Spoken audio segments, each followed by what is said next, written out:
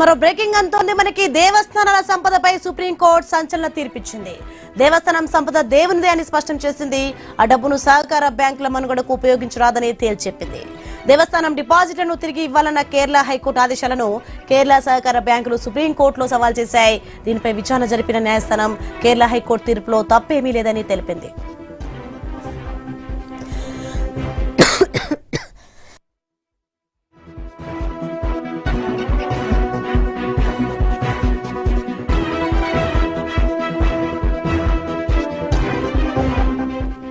ఇక సహకార బ్యాంకుల్ని కాపాడడం కోసం గుడి డబ్బుల్ని వాడతారా అని సుప్రీంకోర్టు ప్రశ్నించింది. దేవుడి డబ్బుల్ని కేవలం ఆలయ ప్రయోజనాల కోసమే వాడాలని స్పష్టం చేసింది. అది ఆదాయ మార్గం కాకూడదని, సహకార బ్యాంకుల్ని కాపాడే మార్గం అస్సలు కాకూడదని స్పష్టం చేసింది.